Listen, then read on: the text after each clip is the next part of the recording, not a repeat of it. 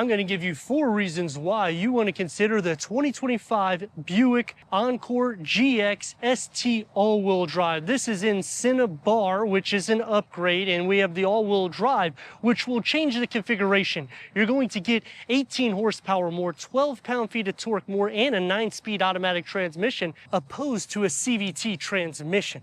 I'm Anthony from Hawkeye Rides. I'm going to touch bases on some pros and cons. I'm going to compare this against the competition, and I'm going to throw in a problem that I have with the Buick Encore.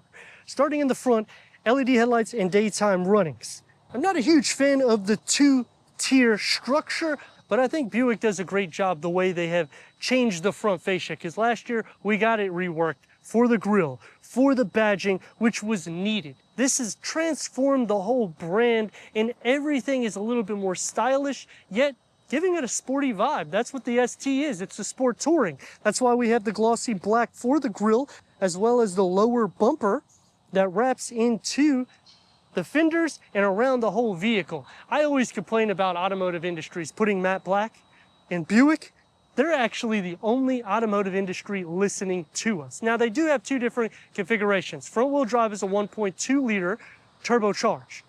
We have the 1.3-liter turbocharged because it's an all-wheel drive configuration. That's why we also have the increase of power, producing 159 horsepower and 174 pound-feet of torque. That takes me to the first reason. We do not have to get a CVT transmission like most of the competition. You can get a 9-speed automatic transmission with an all-wheel drive configuration. It's a 3-cylinder engine, and it is derived in the Trailblazer. The difference, though, is around 200-pound curb weight. So when you're considering that, you have a ton of motivation, because this is just a touch over 3,000 pounds curb weight. ST, glossy black 18-inch wheels, 19 is for the Avenir, and to throw a curveball when you go the Avenir, it's going to have its own unique wheel, just like the ST, as well as the grille. So it's going to look a little bit more luxury, but I kind of want that sports style. I mean, let me know your thoughts, because I feel like the ST, they nailed it, especially the way they have refreshed it from last year. Now, going against competition, Honda and Toyota will have more horsepower. This is going to have more torque, so it's going to feel a little bit more alive.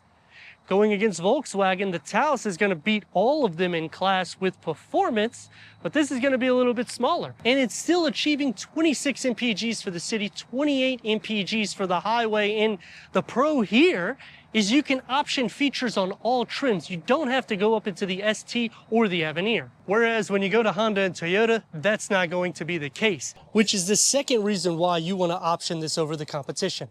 The rear, they did a good job cleaning it up. Buick print with the new badging. The lower gets the glossy black with reverse sensors, and we have a 360-degree reverse camera, which when you're going against competition in this size, it's not very normal.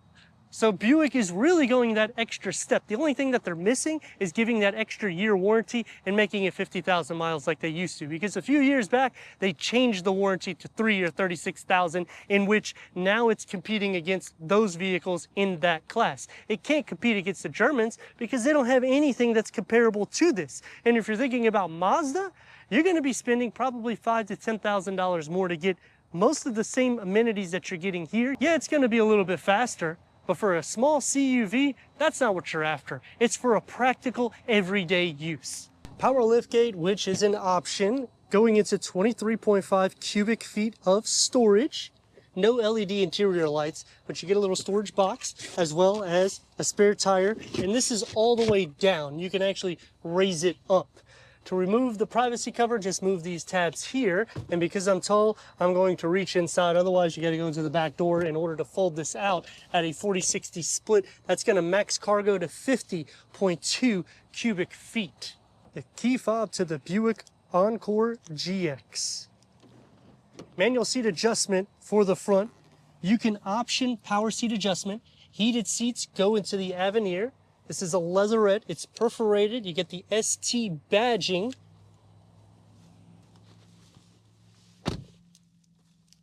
And in the interior, 6 speakers is standard, 7 speakers through Bose will be an option on the Avenir. Let's fire it up.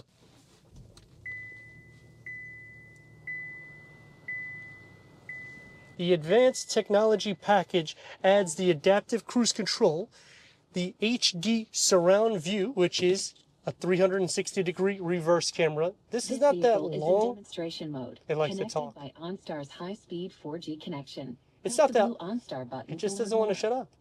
It's not that long of a vehicle, so you don't necessarily need this, but I like that you can option that with the advanced technology package, as well as giving us a wireless charging pad.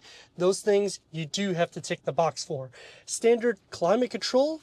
Dual climate control is only on the Avenir, and this is going to be changed up. I do like that they got this little pattern here in the two-tone with this kind of a carbon fiber-ish look that goes into it. 2 screens with 1 panel. You have an 11-inch informational display with wireless Apple CarPlay, wireless Android Auto, Sirius XM, AM, FM, streaming Bluetooth audio, a physical button to turn it on and off, as well as the sound system and Wi-Fi hotspot. With an 8-inch gauge cluster that can go through an array of different content for the driver, 3-spoke steering wheel, heated will be only on the Avenir, and you have just a couple buttons here for your lighting. Auto dimming rear view mirror, you have to go up into the Avenir.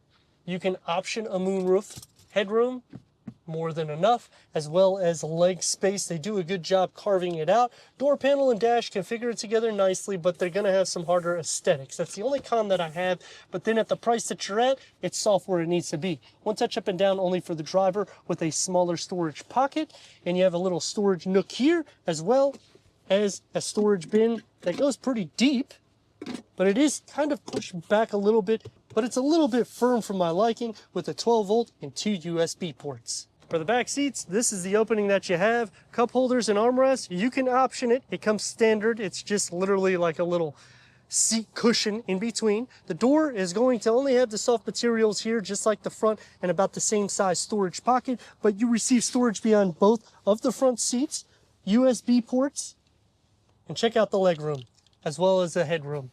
So this is definitely an economical family everyday vehicle.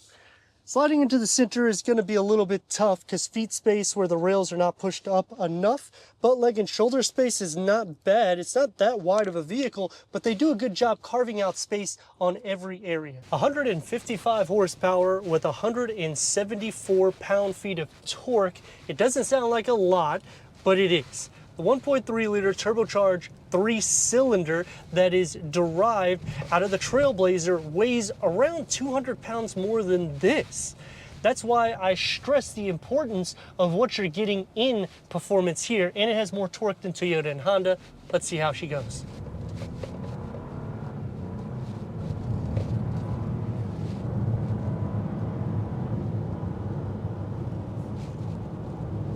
Road noise filters in quite a bit.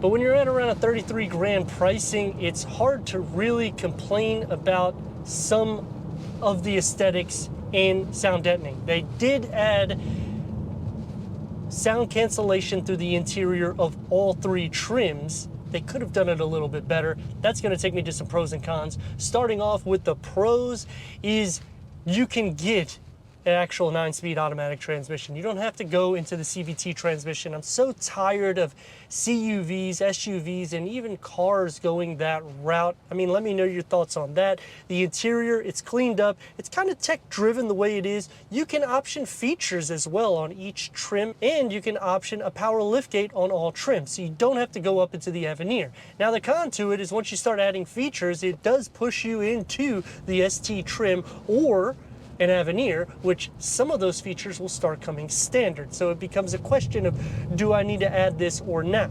Like getting the 360-degree reverse camera, obviously because you have the advanced technology package, I would add it. As for maneuverability, it's not that wide or that long of a vehicle, so you can get in and out. That's really the key points to this vehicle, taking me to the third reason why I would option it. It's not so big, but they give you so much interior space, storage capacity, and yet it's still somewhat of a fun vehicle because it's a turbocharged. They also offer the Envision, which is the coupe design to this, so I like that they give you 2 different options. You will be hearing that Turbo 3 almost all the time when you're driving, but in the same category, I kind of like that you're hitting a higher RPM because it blows out the carbon. And I know in the comments people are going to say a lot of negative, but at the end of the day, when you're looking for something that's practical in a 30 grand pricing, it's really hard to complain about what you're getting as a total value here. And if that's the case, that you just hate the engine design that much, then lease the car. Or why even watch the video to it? Because this is something that's for a practical use. You're not going to ever take this on a track. It's not meant for that at all. But the fact that you have two different transmissions, two different engine options, it does make it a little bit more playful and lively, especially when you're going into the ST or the Avenir trim. And like I was saying on the exterior, competition, all of them are going to have CVT unless you go to Volkswagen or you go to Mazda, in which you're going to spend more money. But going back to some cons, we get the 360-degree reverse camera. It doesn't cover up the full screen. There isn't a lot of configuration for the gauge cluster as well. The steering wheel and materials around it are a little bit more firm to my liking. Turn radius is about 2 lanes. Let's rock and roll.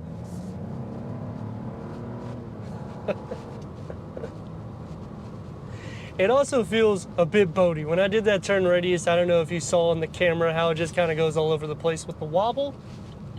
But as for the drive, it is comfortable. It doesn't have any manual cushion extensions, which I always talk about this because I am tall at 6'3". So anyone that's over 6 foot, your knees are gonna be somewhat in the air. Butt space, it's okay, but you gotta also consider it's a smaller SUV or CUV, so it's not as wide as it should be. Although when you're trying to use the armrests on both sides, it feels wider than the vehicle is. And still having to add features going into the Avenir, I feel that it should start becoming standard is a big con to me because all of the automotive industry is going and it just escalates the price. But that will take me to the last reason why I would option this over the competition, and it has to be that it has more interior space than pretty much everybody in its class, and this is pint size.